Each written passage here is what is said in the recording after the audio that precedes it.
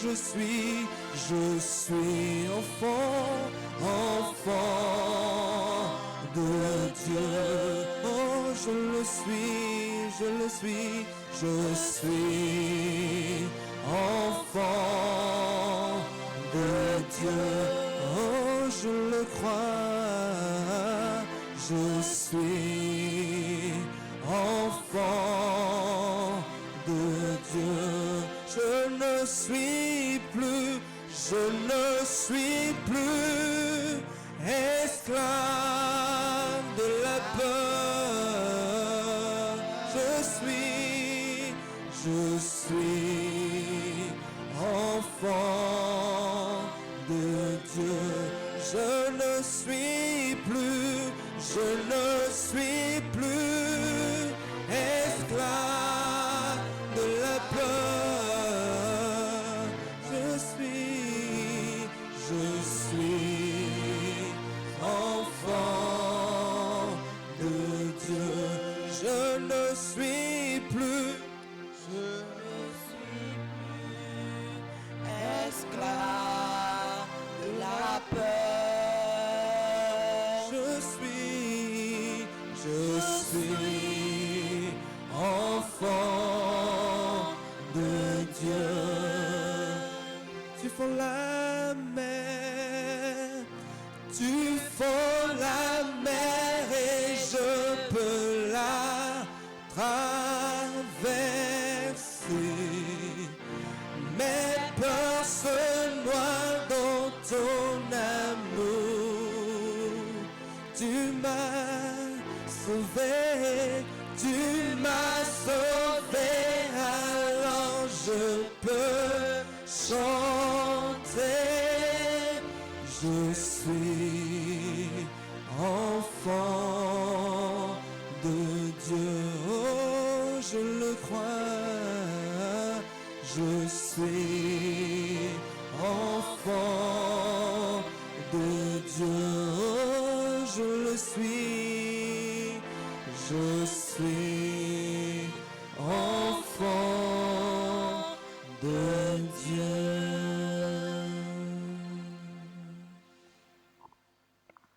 Amen. Vous pouvez vous asseoir. Bonsoir tout le monde. Alors, nous avons eu une très longue journée, n'est-ce pas? Et j'espère que chacun de vous a été béni. Alors, si vous êtes resté jusqu'à cette heure-ci et vous êtes prêt à aller jusqu'à, en tout cas, encore 45 minutes en plus, c'est que vous êtes effectivement bénis. Et le Seigneur continuera de nous bénir et de se révéler encore davantage à nous. Amen. Alors, ce soir, nous allons finir par cette session, le cri de mon cœur. Nous allons parler et nous allons prier. Alors, prions d'abord avant de commencer. Père, nous te disons merci pour ta fidélité. Depuis le matin, depuis 7h30, 7h45, tu es avec nous et tu nous as déjà nourris énormément. Père, nous voulons parler de quelque chose qui te tient à cœur et que tu as posé sur notre cœur.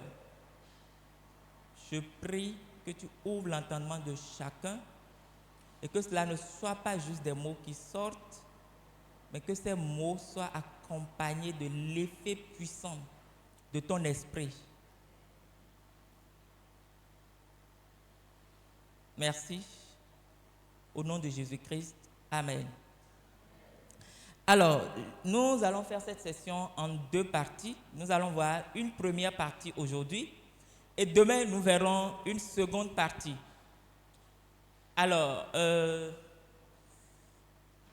aujourd'hui, nous parlerons de ce sujet. Alors, si je vous demande pourquoi êtes-vous ici? qu'est-ce que vous allez dire? Pourquoi êtes-vous ici dans tout son sens? Pourquoi êtes-vous ici aujourd'hui au Grand Amphi Pharma de la FSS? Pourquoi êtes-vous étudiant?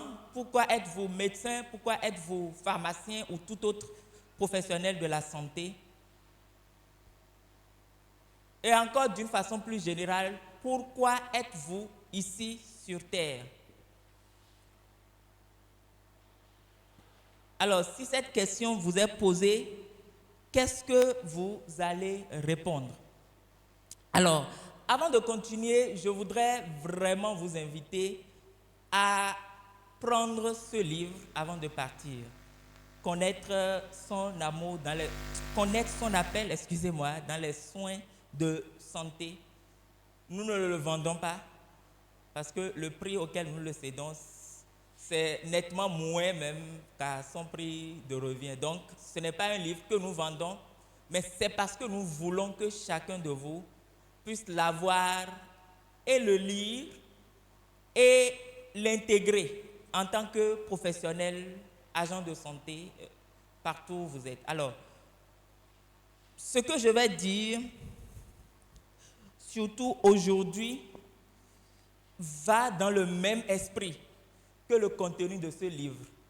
En tout cas, une partie du contenu de ce livre.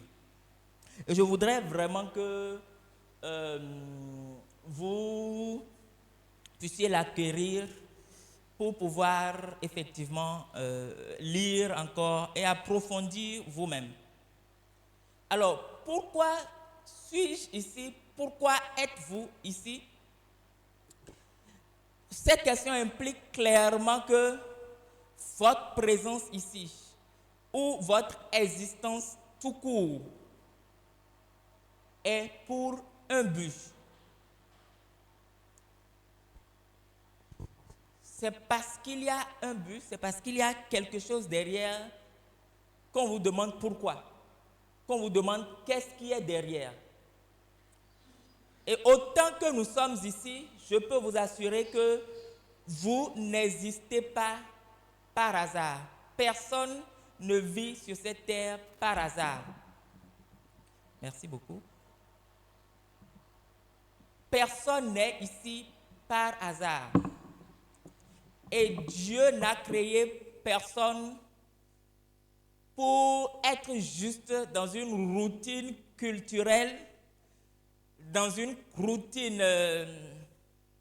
C'est comme cela que ça se passe chez nous. C'est comme cela qu'on vit dans notre village. C'est comme cela qu'on vit dans notre pays.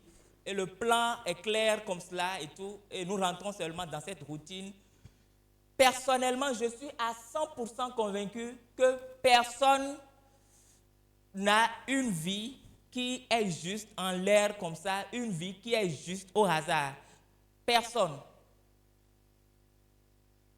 Alors, Dieu disait de Jérémie, dans Jérémie chapitre 1, le verset 5, lorsque Jérémie a été appelé, il lui a dit qu'avant qu'il n'ait été formé dans le ventre de sa mère, c'est Dieu qui parle, je te connaissais. Et avant que tu fusses sorti de son sein, je t'avais consacré, je t'avais établi prophète des nations. Alors, vous savez,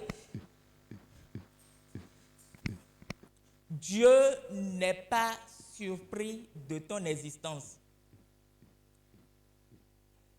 Mais ton existence rentre dans un certain plan.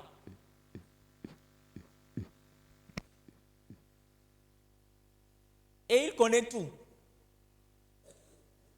Et il connaît tous les jours de ta vie. Et il sait ce de quoi cela doit être fait pour être utile. Alors, est-ce que tu désires vraiment t'aligner sur les desseins du Seigneur? Ou tu veux juste continuer comme un aveugle. Alors on dit souvent que celui qui ne sait pas là où il va n'ira nulle part. Vous êtes d'accord avec moi? Si tu prends juste une voie et tu dis, bon, je vais y aller, je vais voir seulement et tout, tu risques même de te perdre. Tu risques même de tomber dans des trous ou bien de te jeter dans une rivière et de te perdre. Mais si tu sais clairement là où tu vas, tu sais là où poser les pas, tu sais ce qu'il faut faire et tu sais ce qu'il ne faut pas faire. Alors, au-delà même de notre existence physique, qui est bien dans le plan de Dieu, Dieu ne nous a pas sauvés inutilement. Dieu nous a créés pour un but. Et dans ce plan, dans la même ligne de ce plan, il y a plu à un moment donné de nous sauver à travers Christ et son sacrifice sur la croix. Alors, dans Éphésiens 2, le verset 10, que je suis sûr que tout le monde connaît ici, tout le monde a entendu déjà parler de cela. Une fois, Dieu dit, je lis ici dans la version Parole vivante, ce que nous sommes, nous le devons à Dieu. Il nous a recréés en Christ pour nous faire accomplir dans la communion avec lui les bonnes actions qu'il a préparées depuis longtemps pour nous. Voilà la vie conforme à la volonté de Dieu, celle pour laquelle il a tout arrangé d'avance. Il a préparé notre chemin afin que nous n'ayons plus qu'à y marcher. Il a préparé notre chemin afin que nous n'ayons plus qu'à y marcher.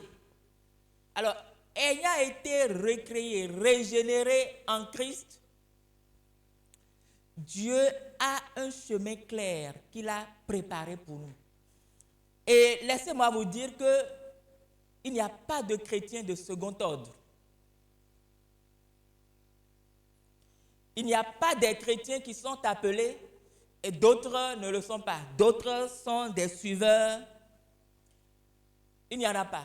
Dans le royaume de Dieu, il n'y a pas une catégorie à part des appelés, des consacrés, des serviteurs, et l'autre catégorie, c'est les suiveurs ou les spectateurs. Ça n'existe pas dans la maison du Seigneur. Alors, cela m'écoeure souvent lorsque je vois aujourd'hui, pas aujourd'hui, mais depuis que Dieu m'a ouvert les yeux sur plusieurs choses, cela m'écoeure aujourd'hui, cela m'écoeure lorsque je vois la tendance des chrétiens qui ne vivent en rien de façon différente des gens de ce monde.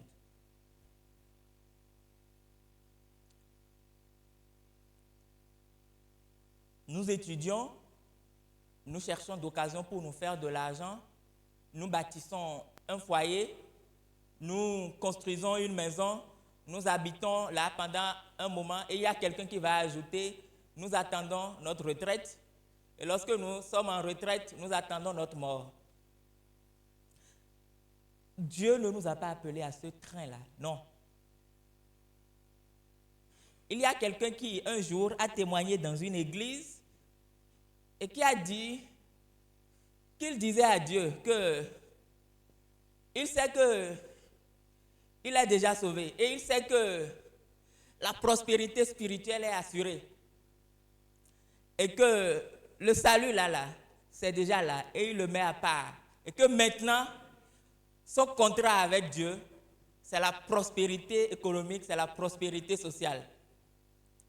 Alors, Dieu n'est pas dans la même pensée que nous, non.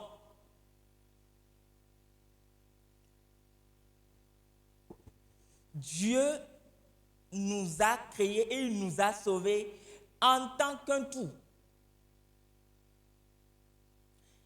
Et il n'y a pas de raison que votre vie spirituelle, entre griffes, soit à part et votre vie professionnelle, sociale soit à part. Tout est intégré devant Dieu. Alors, pourquoi êtes-vous du moins ici? Alors, Dieu vous a appelé à quelque chose et votre appel n'est pas limité par votre histoire. Dieu n'a pas fait d'erreur en vous envoyant dans ce monde. Dieu n'a pas fait d'erreur en vous envoyant dans ce monde. Quelle que soit la manière dont vous êtes né, que vos parents vous aient désiré ou pas, sachez que vous n'êtes pas une erreur. Que vous soyez issu de viol, sachez que Dieu a planifié votre naissance parce qu'il a un objectif précis sur votre vie.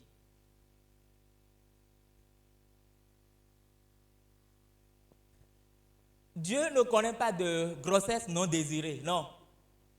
Tout est planifié pour lui parce qu'il sait ce qu'il veut faire de chacun. Amen. Donc, la manière dont vous êtes né n'est pas une limite pour que Dieu ne puisse pas vous utiliser. Non. Et le plan de Dieu, du moins sur votre vie, ne dépend pas aussi de votre condition sociale. Alors, peut-être que vous êtes issu d'une famille très pauvre. Peut-être que depuis votre naissance jusqu'ici, vous n'avez fait que souffrir. Peut-être qu'on vous a méprisé tout le temps de votre vie. On vous a dit, vous ne valez rien. Peut-être qu'on vous a insulté. Peut-être que jamais personne ne vous a encouragé. Et peut-être que tout ce que vous avez connu jusqu'ici, ce n'est que frustration. Sachez que Dieu veut utiliser cela également pour un but précis. Amen. Alors, rappelez-vous un peu de Gédéon dans Juges chapitre 6. Alors, Dieu est venu vers lui, Dieu lui a envoyé son ange et Dieu lui a dit, en tout cas la finalité, je ne dis pas les trucs de façon chronologique, Dieu a dit que je veux t'envoyer pour que tu délivres ton peuple de l'oppression des Madianites. Alors que Dieu le voyait comme un vaillant héros, il se regardait et il voyait son histoire. Il voyait ses conditions actuelles. Et vous savez, Gédéon était peut-être vraiment le plus petit en Israël parce qu'il a dit qu'il est de la plus petite maison, de la plus petite famille, de la tribu, ou bien on dit le tribu ou la tribu? Ah, de la tribu la plus pauvre en Israël qui est Manassé.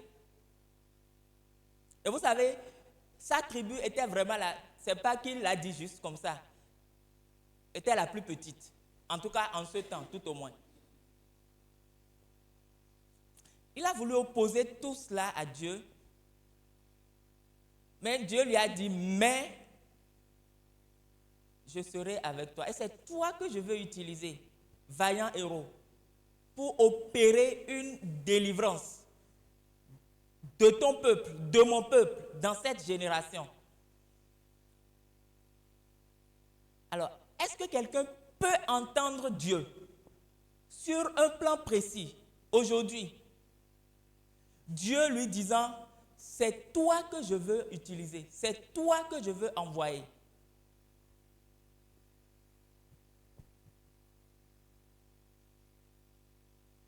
Là où il t'envoie, ce n'est pas quelque chose nécessairement d'extraordinaire. Peut-être que c'est juste, en tout cas dans le contexte où tu es maintenant, peut-être que c'est juste auprès de tes camarades, auprès de tes camarades d'amphi. Peut-être que c'est juste sur ton lieu de travail. Ou peut-être qu'il t'envoie ailleurs d'une certaine façon. Mais pouvons-nous nous concentrer aujourd'hui et entendre ce cri du Seigneur, nous appelant à nous réveiller dans cette génération pour accomplir son plan. Nous voulons que les choses changent, n'est-ce pas? Si ça doit changer, c'est par nous. Et rien ne changera si nous restons là en tant que des chrétiens dormants. Rien ne changera, je vous assure. Et j'ai parfois peur. Parce que si je vois les conditions actuelles et je regarde devant, dans 10 ans, dans 20 ans, j'ai peur. Si l'Église du Christ ne change pas en quelque chose, j'ai vraiment peur. Si le corps du Christ, dans le monde précis de la santé, ne se lève pas pour faire quelque chose, j'ai vraiment peur, mes chers. Je vois déjà des frères, je dis bien des frères en Christ, me défendant bec et ongle l'avortement, me prouvant que c'est dans le plan de Dieu. Ce que je vous dis, je n'invente pas. Et je ne peux même pas inventer. Je suis devant le Seigneur. Si j'en suis là aujourd'hui, je vois dans 15 ans, dans 20 ans, ce que ce monde sera. Si nous, enfants de Dieu, dans notre génération, nous ne nous levons pas, effectivement, pour prendre nos vies au sérieux.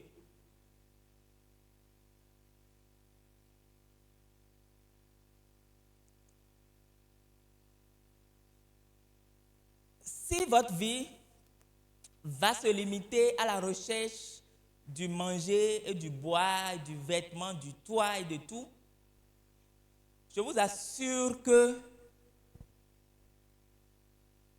vous serez une perte. Vous serez une perte non seulement pour notre pays, vous serez une perte pour le royaume de Dieu. Et je me demande si Dieu ne vous dira pas que l'œuvre de son Fils a été vaine du moins dans votre vie. Que son investissement en vous a été vain.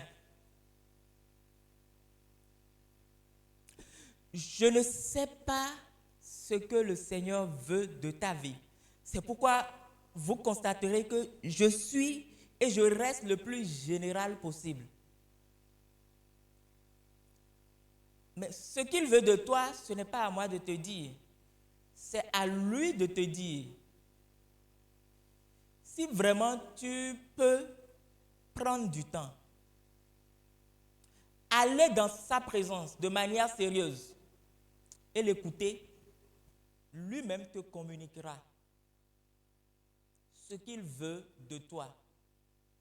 Rappelez-vous de la parabole des talents dans Matthieu chapitre 25. Alors,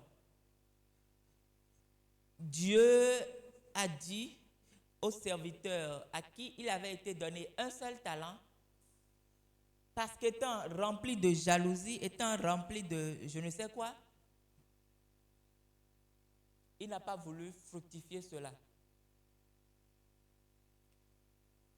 Dieu, le maître, puisque c'est de lui qu'il s'agit, mais c'est Dieu qui est représenté en fait dans cette parabole, lui a retiré le seul talent qu'il avait. Et vous savez, il est allé dans le feu. Alors, d'habitude, les gens se disent, excusez-moi, hein, je n'aime pas les débats doctrinaux à un certain moment, mais les gens se disent, oh, je suis sauvé, quel que soit ce que je vais faire, comment on appelle, même si, bon, je mène ma vie comme je veux, cela, mais je peux vous dire, si vous ratez votre appel, l'appel de Dieu sur votre vie, il se pourrait que vous ratiez même le ciel.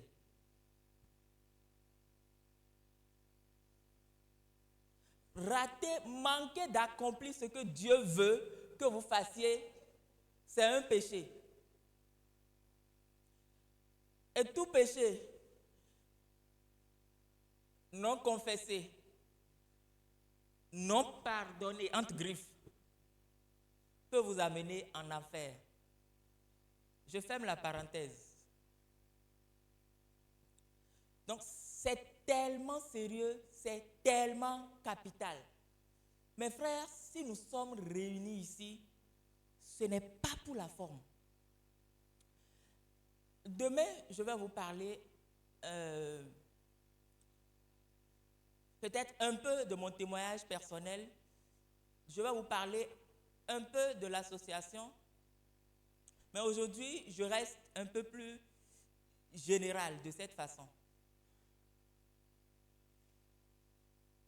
Pourquoi êtes-vous ici? Pourquoi êtes-vous étudiant en sciences de la santé? Pourquoi êtes-vous médecin? Pourquoi êtes-vous dentiste? Pourquoi êtes-vous infirmier, pharmacien, kinésithérapeute, assistant social, bon, et toute autre chose? Pourquoi est-ce que Dieu vous a placé là? Et qu'est-ce que vous faites de cela?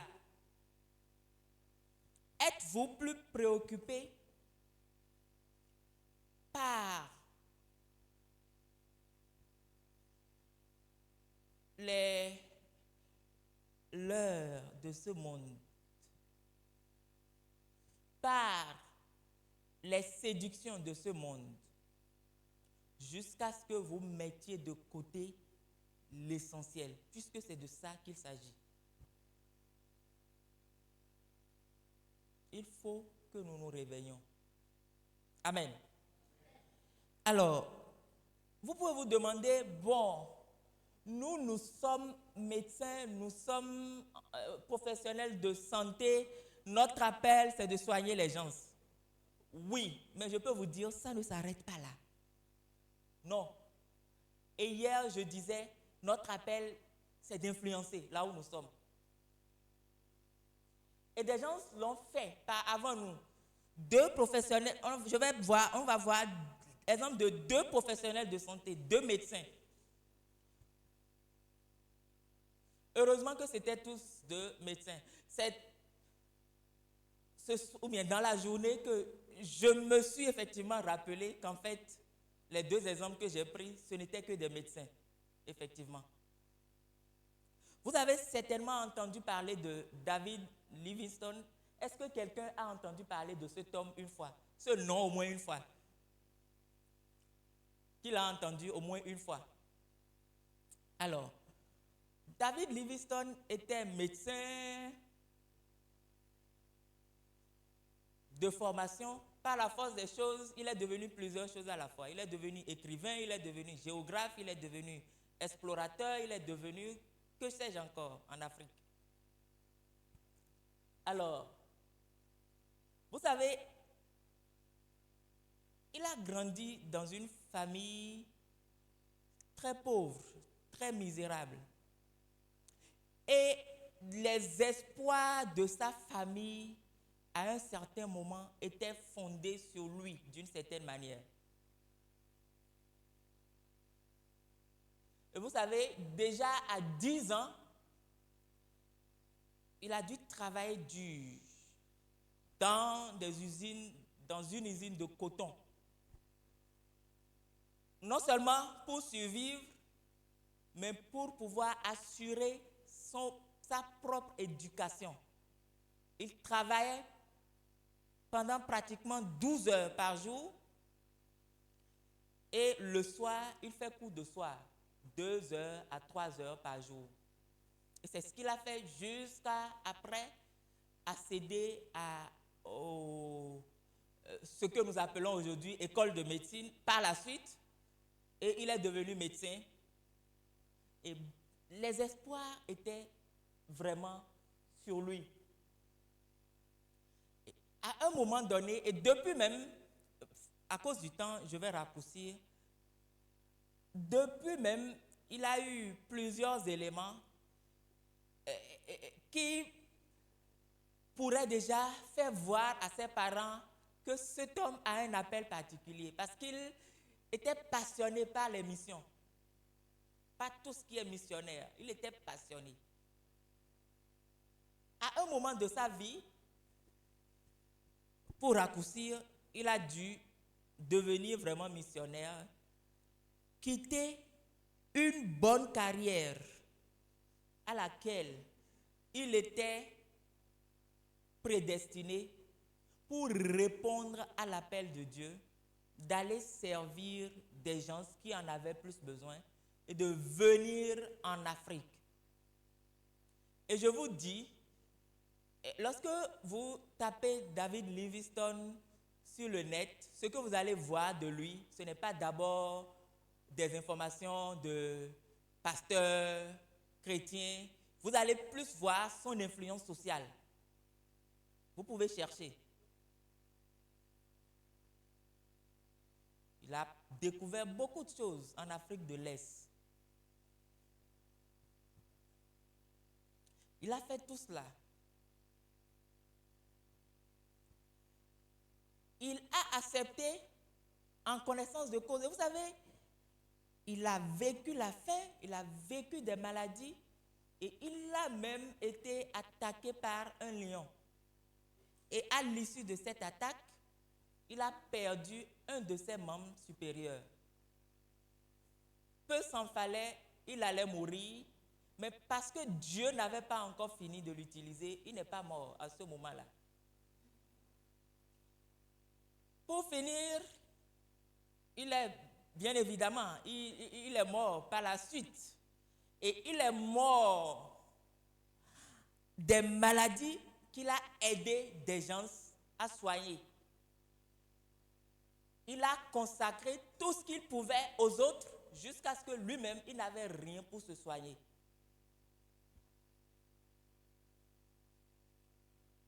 Et il l'a fait. Et je peux dire que si on connaît son nom aujourd'hui, s'il était resté tranquille en Grande-Bretagne, personne ne serait en train de parler de lui aujourd'hui. Personne ne le citerait en exemple. Et je parlais de quelque chose aujourd'hui. L'un de ses frères qui s'était opposé, qu'il avait voulu le décourager, lui disant qu'il était destiné à un avenir glorieux et tout, qu'il n'a pas souffert en Afrique. L'un de ses frères aussi, oui, bien sûr, a été en griffe, influent aussi à sa manière. Mais dans l'histoire, on raconte que dans une encyclopédie où on a cité des gens qui ont influencé ce monde, lorsque tu vois le nom de David Livingstone, tu vas fouiller des pages et des pages et des pages et des pages. Tu vas lire tellement. Mais lorsque tu vois le nom de son frère, on lui a dit tel, il était tel, professionnel, et il fut le frère de David Livingstone. Alors, entre les deux, finalement, qui, en griffe, s'est fait un nom. Alors, et vous voyez, c'est pourquoi Jésus dit que si vous voulez gagner votre vie, soyez sûr que vous la perdrez. Mais si pour la cause du royaume, vous êtes prêt à souffrir et même perdre votre vie, s'il le faut, le Seigneur dit, vous retrouverez cette vie-là par la suite. Deuxième exemple dont je vais vous parler, et on a parlé de cet exemple-là de long à large dans ce livre. Ah, ok, avant d'aller à l'exemple. Alors, l'une de ces paroles, c'est ceci: je n'ai jamais cessé de me réjouir de ce que Dieu m'ait nommé à un tel poste, un poste de missionnaire en Afrique. Les gens parlent du sacrifice que j'ai fait en passant une si grande partie de ma vie en Afrique. Ce n'est absolument pas un sacrifice. Dites plutôt que c'est un privilège. C'est un privilège d'être associé à l'œuvre du Seigneur. C'est un privilège. Et si vous le faites en étant réellement dans le plan de Dieu, si votre motivation, c'est l'obéissance à Dieu, sachez que c'est un privilège. Deuxième exemple dont je veux parler, c'est Ida Scudder. Alors, c'est aussi un médecin. Ses parents étaient missionnaires en Inde.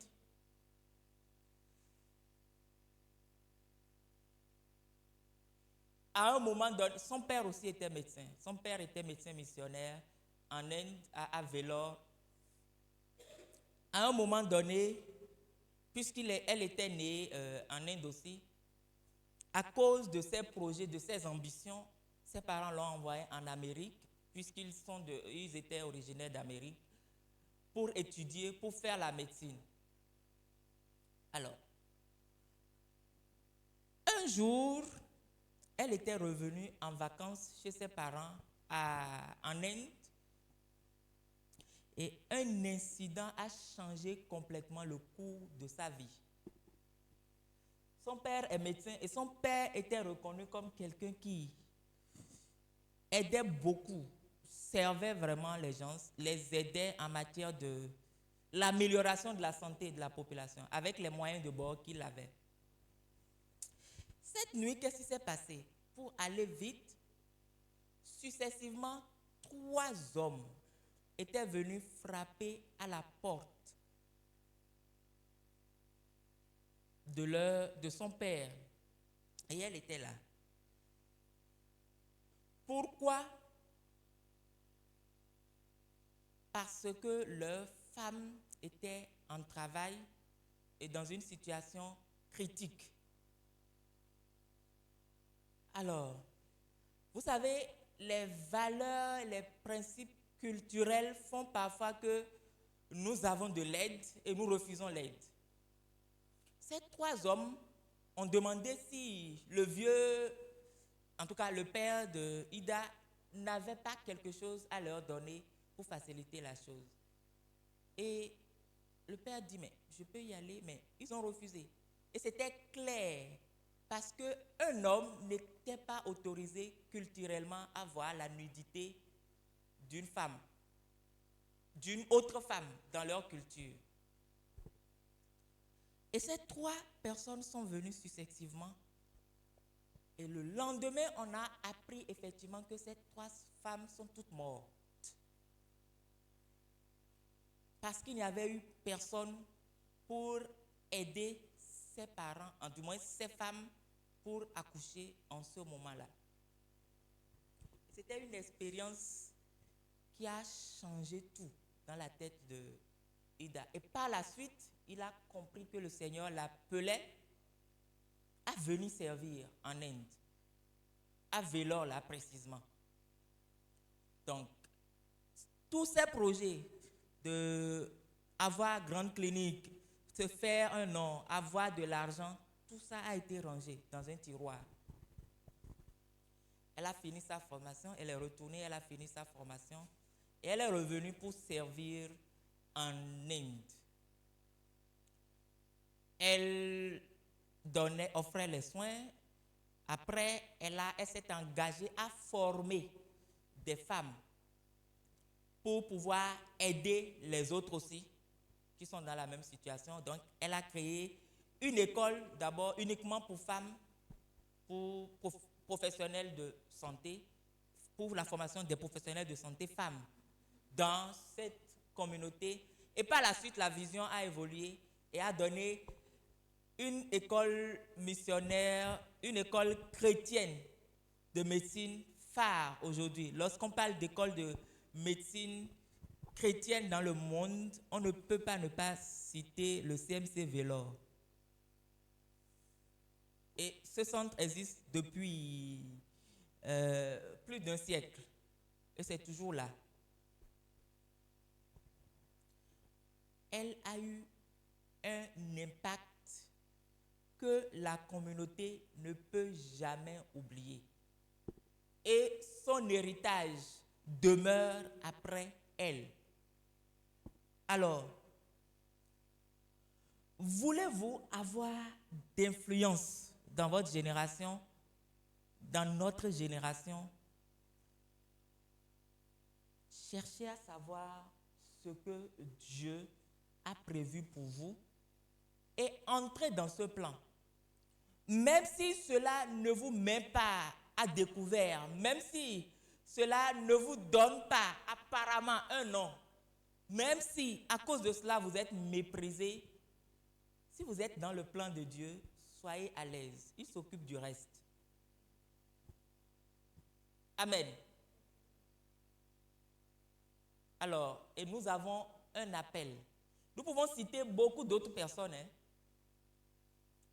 Nous pouvons citer beaucoup d'autres personnes qui ont accepté effectivement donner leur vie en réponse à l'appel du Seigneur pour que quelque chose change dans leur génération. Il se peut que ce que tu vois, ce que tu as identifié et qui a besoin d'être transformé là, il se peut que c'est toi que le Seigneur veut utiliser pour changer ça. Et je prie cette nuit que chacun de nous soit encore plus sensible à la voix du Seigneur pour faire effectivement ce qu'il veut. Amen. Alors, nous allons prier. Nous allons prier un peu. Et je ne sais pas si c'est possible que vous nous aidiez à chanter ce chant. C'est dans vos livrets. Je crois que ça doit être le numéro 7.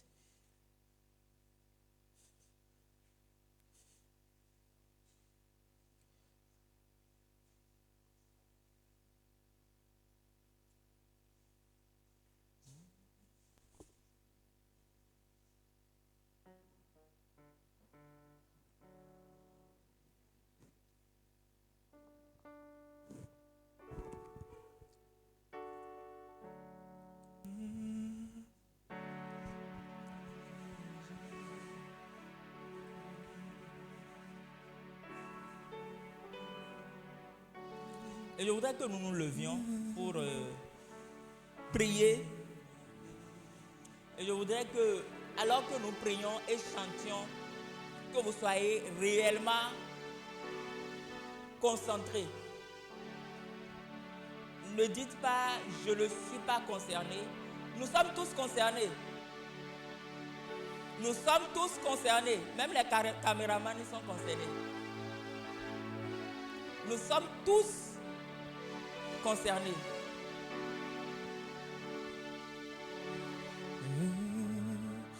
Tout pour Jésus, tout ce que je suis et espère devenir.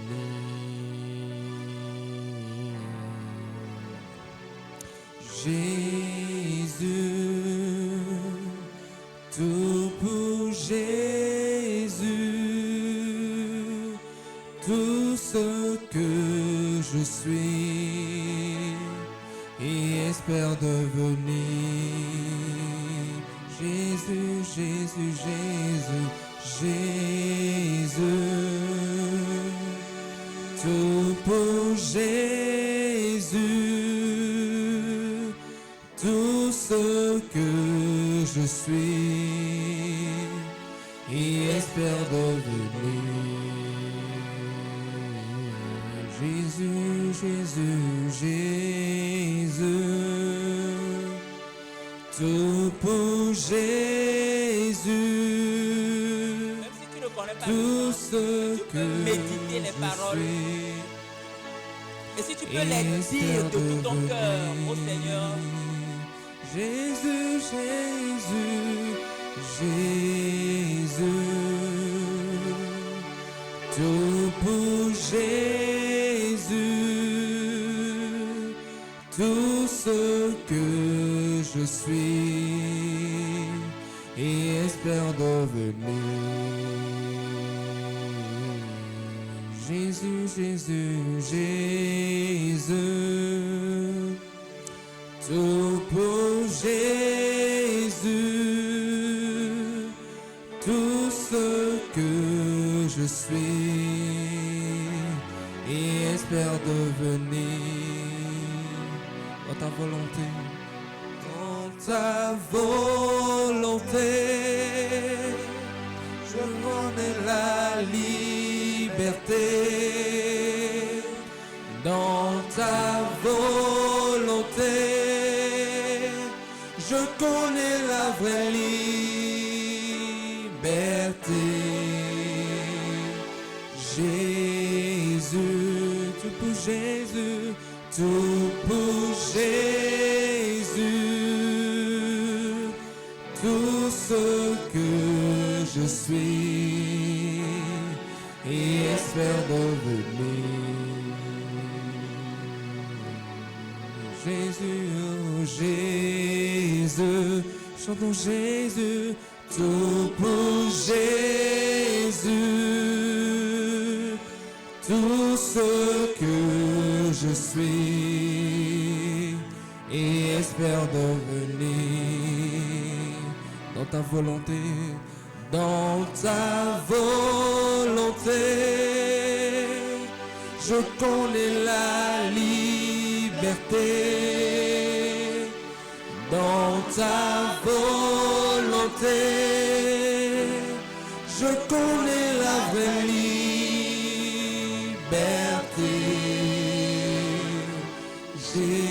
Jésus, tout pour Jésus, tout pour Jésus, tout ce que je suis, tout ce que je suis, et espère devenir. Tous mes plans, Jésus. Tous mes plans, espoir et ambition, je les abandonne entre tes mains. est-ce que tu peux crier à Dieu? Tous Abandonne mes plans, au pied du Seigneur. espoir et ambition, je Oui, tu les as des plans. abandonne Oui, entre tu tes as des mains. projets très grands. Mais est-ce que tu peux mettre tout cela au pied de la croix cette nuit? Alléluia. Est-ce que tu peux dire à Dieu, tout dépend de toi. Seigneur, je renonce à tout. Je renonce à mon agenda personnel et je veux embrasser ton agenda. Ton agenda pour ma vie. Car je sais que c'est ce qu'il y a de meilleur pour moi. Ce que je peux faire de mieux sur cette terre, dans ce monde, en fait, c'est d'accomplir rien que ta volonté et rien que ton plan.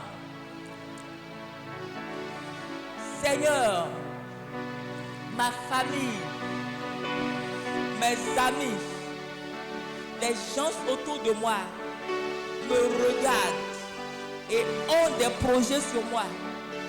Mais ce n'est pas leur projet qui compte, mais c'est les tiens. Ce sont tes projets pour ma vie qui comptent. Et Seigneur, aujourd'hui, je décide d'abandonner tout.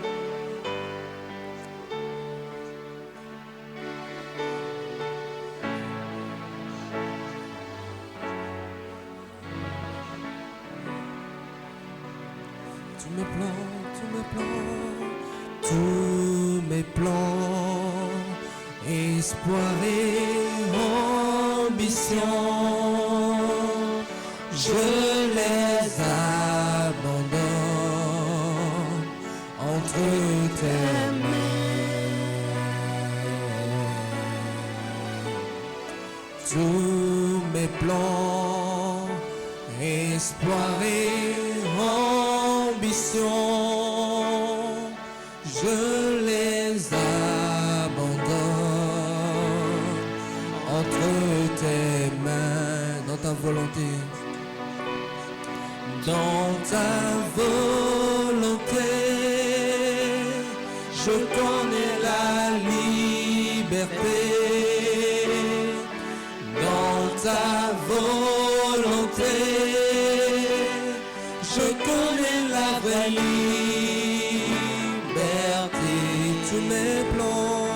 Tous mes plans, espoir et ambition,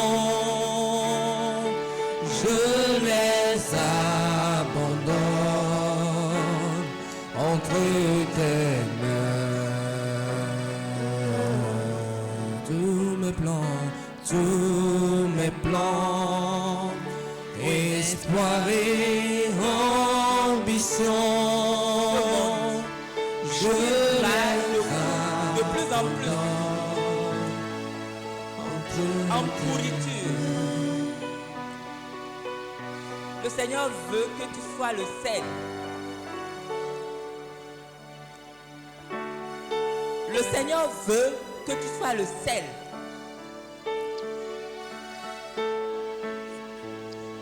Pour guérir ce monde.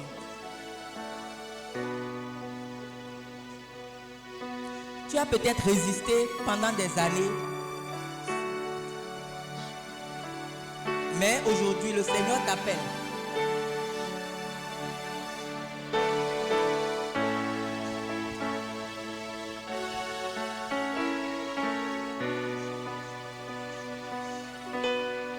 Le Seigneur a le cœur contrit lorsqu'il voit cette génération dans laquelle tout ce qui compte, ce n'est que l'argent, ce n'est que ce que nous gagnons. Dis au Seigneur, à partir de moi, cela va changer. Je décide de rester dans ton plan, quel que soit ce que cela me coûtera.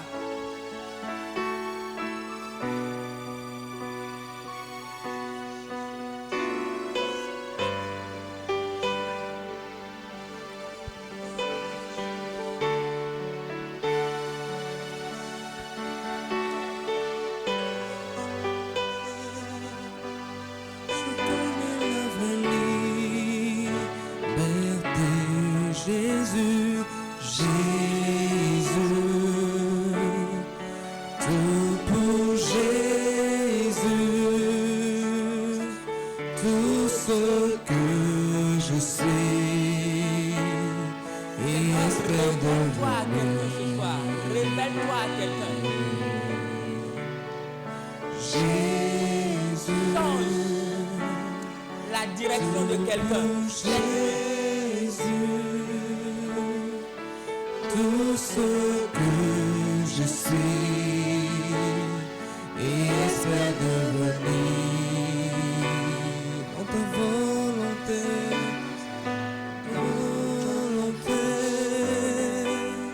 je connais la liberté dans ta volonté, dans ta volonté. Je connais la vraie liberté. Tous mes plans, espoir et ambition, je les abandonne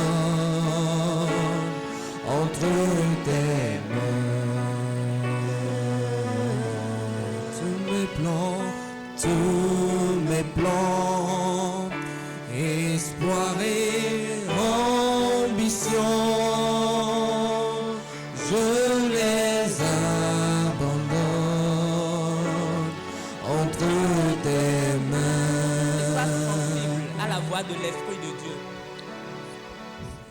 Je sais que Dieu est en train de parler à quelqu'un. Ne ferme pas ton cœur. Alors, peut-être que toi, tu n'as même jamais appartenu au royaume.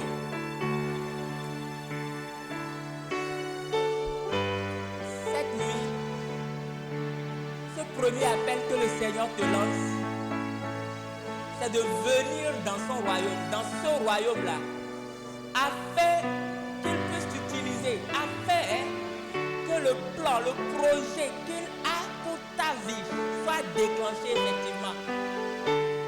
Ne résiste pas.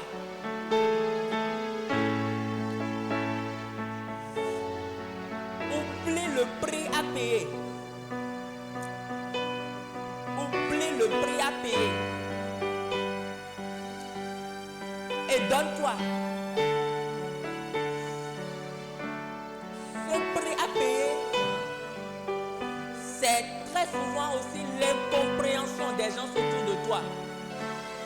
Mais oublie tout cela.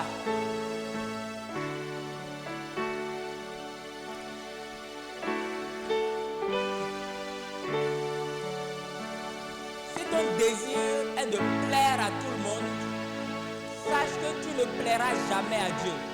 C'est impossible.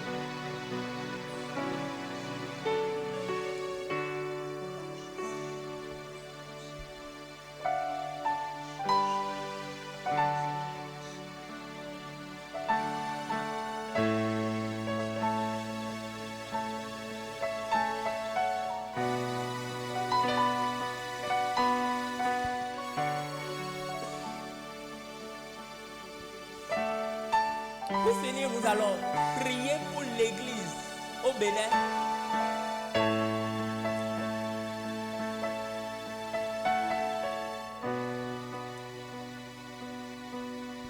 Je l'ai dit tout à l'heure, lorsque Dieu voit l'état de l'église et l'état de nous, de ceux qui se disent composer cette église, dans le monde en général, mais particulièrement dans notre pays, je crois que son cœur saigne.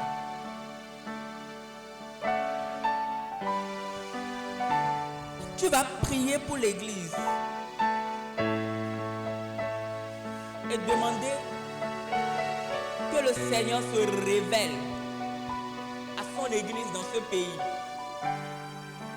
afin que l'église entre véritablement dans le plan du Seigneur, dans les projets du Seigneur.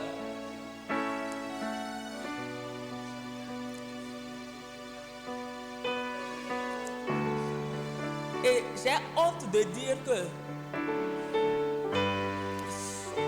parmi les choses qui éloignent plus les chrétiens aujourd'hui du plan de Dieu, c'est les systèmes que nos églises ont établis. C'est les nouvelles orientations de nos églises. L'église qui a laissé de côté la mission du Seigneur, le salut des âmes, la formation des disciples. L'église qui a laissé de côté le social.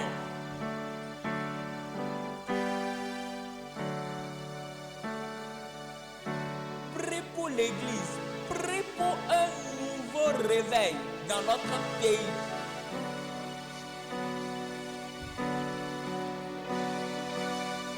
Prie pour un nouveau réveil au Bénin.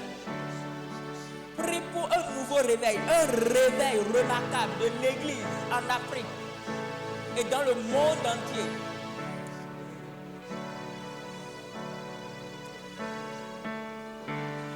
L'église voit les choses aller de mal en pire et l'église croise les doigts.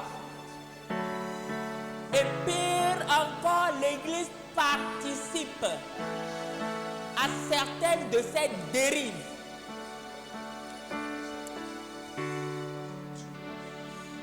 Seigneur, aie pitié de ton Église et pardonne-nous.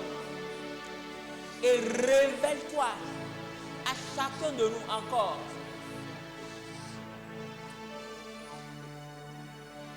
Afin que nous soyons pleinement dans ton plan. Que l'Église prenne sa place au Bénin et fasse ce que le Seigneur a destiné pour elle. Que chaque chrétien se lève et ait l'influence que le Seigneur désire qu'il ait ou qu'elle ait là où il l'a placé.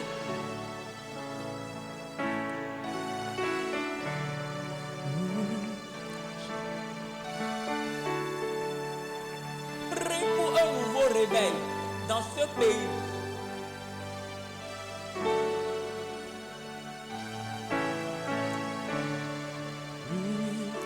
La voix du Seigneur m'appelle, prends ta croix et viens suis-moi.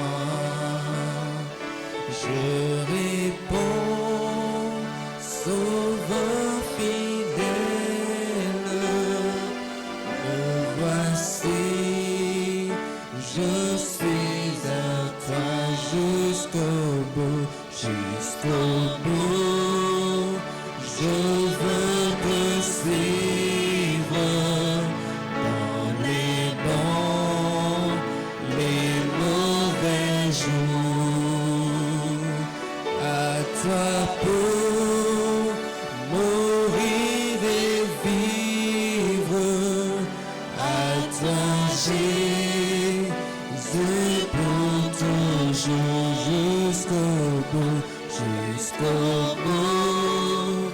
Je veux te suivre dans les bons, les mauvais jours.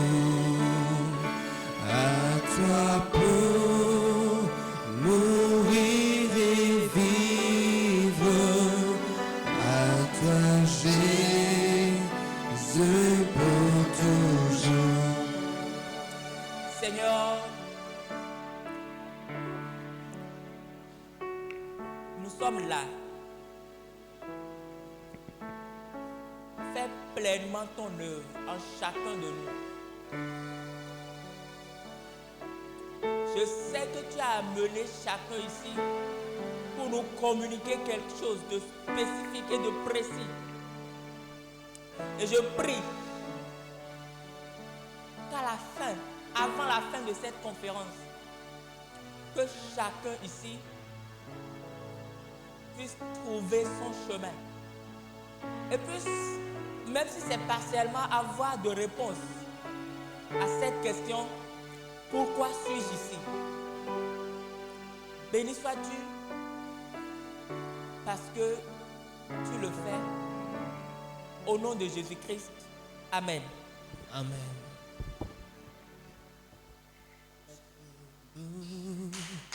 Je veux te suivre dans les bons, les mauvais jours. À toi pour mourir et vivre. À toi Jésus pour toujours. Amen, amen. Est-ce qu'on peut acclamer le Seigneur pour ce qu'il fait dans nos vies?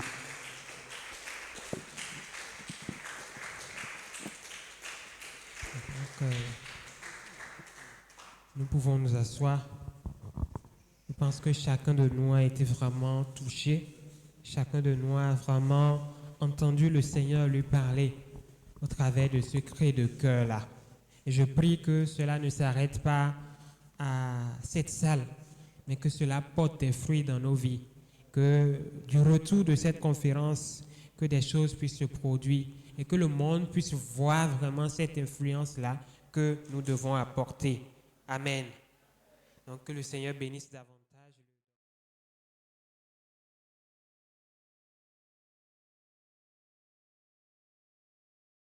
musicale en particulier.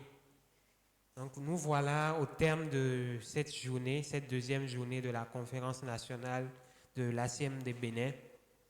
Mais avant de clôturer, nous allons partager avec vous quelques annonces. Déjà, nous vous rappelons que nous avons un livre intitulé Connaître son appel dans les soins de santé qui est toujours disponible au prix de 1000 francs. Nous avons également des Lacoste qui sont disponibles au prix de 3500. Il y a d'autres livres également que vous pourrez remarquer d'ailleurs là sur les stands. En dehors de cela, nous voulons vous rappeler le programme de la journée de demain. Demain, nous serons encore là à 7h45 et nous allons commencer par un moment de prière, de louange. Ensuite, à 8h30, nous aurons la suite de l'exposition biblique qui sera conduite par le pasteur Adjaï. À 9h30, nous aurons le deuxième exposé débat qui porte sur vaincre la pression des sectes.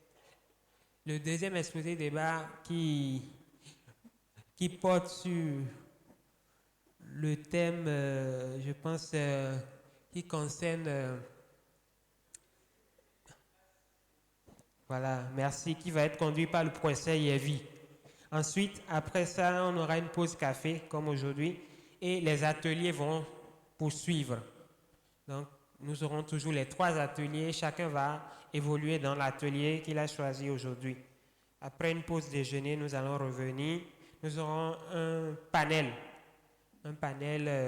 qui sera pendant lequel nous aurons plusieurs invités. Nous aurons le docteur Adonancy, nous aurons le docteur Dou et beaucoup d'autres personnes.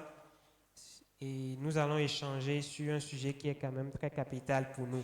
Après ce panel, nous aurons une causerie débat qui sera conduite par le pasteur Edgar Guidibi. Et pour finir la journée, nous aurons la suite du cri de mon cœur qui sera conduite par le docteur Luco Kouanou. Donc voilà ainsi le programme de la journée de demain. Et vous qui avez été là aujourd'hui, ne manquez pas demain. Sinon, vous risquez d'avoir pris juste une partie. Autant profiter au maximum. Et invitez également vos amis. C'est toujours possible de s'inscrire. Parlez-en autour de vous afin qu'ils puissent venir et qu'ils puissent profiter également de ce dont vous avez profité. Amen. Donc, je vais demander au docteur Tony d'élever la voix et de remercier le Seigneur, de recommander notre retour entre les mains de Dieu. Docteur Tony.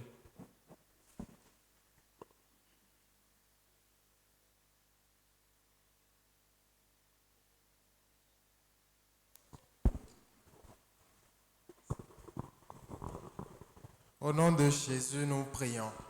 Seigneur Dieu, nous voulons te dire encore merci pour cette journée qui s'est bien passée. Merci pour tout ce que nous avons reçu. Nous prions que tu sécurises cela dans nos cœurs, dans le nom de Jésus. Nous prions, pendant que nous voulons quitter ces lieux, que ta main puissante repose sur chacun de nous dans le nom de Jésus-Christ. Donne-nous de rentrer sains et saufs et dans la joie dans nos demeures respectives. Donne-nous de nous revoir demain avec une nouvelle série d'enseignements, une nouvelle onction, de nouvelles bénédictions et que tu continues de nous parler dans le nom de Jésus. Merci parce que tu le fais. Au nom de Jésus-Christ, nous avons prié. Amen.